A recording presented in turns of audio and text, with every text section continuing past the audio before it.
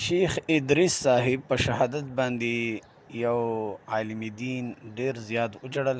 راځئ چې دا ویډیو وګورو چې څومره جړاګانې ده وکړي او څومره فریاد یې وکړو.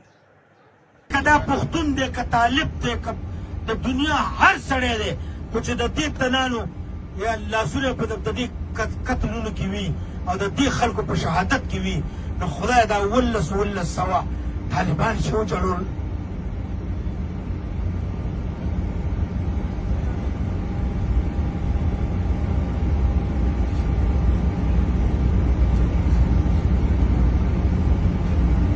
او ستا طالبانو ته ویې وایي دغه شیخ صاحب راځي، شیخ صاحب راځي، بیا ورته تر کومه پورې به تاسو ته ووایي شیخ صاحب نه راځي، شهید شو، شهید شو.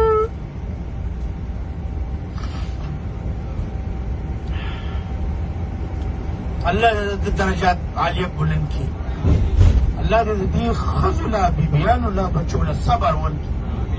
الله دا جنازه چې چا کړې ده خدای هغه جنازې والا وبخه، چې چا جنازه نه ده کړې نو جنازې په نیت باندې ته نه دی وبخه. مونږ دلته یو، زمونږ دلته پسې زړه ازاره دی، خدای مونږ وبخه. هره موقع کې د حج کې خدای مونږ ته رایاد کړي الله، او مونږ په دې حج کې یو او بیا مو وایو چې د شیخ ادریس په خاطر خدای زموږ حج قبول کړي. د سمیع الحق صاحب او د حامد الحق صاحب او د شیخ ادریس صاحب په بیت الله شریف په حرم مبارک ځمکه کې ګرځو او حاجیان دي راسره په احرام کې دي او نیت یې کړی دی او وایي لبیک اللهم لبیک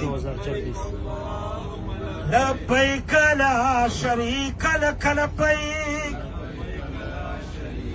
ان الحمد والنعمة لك والملك لا شريك لك.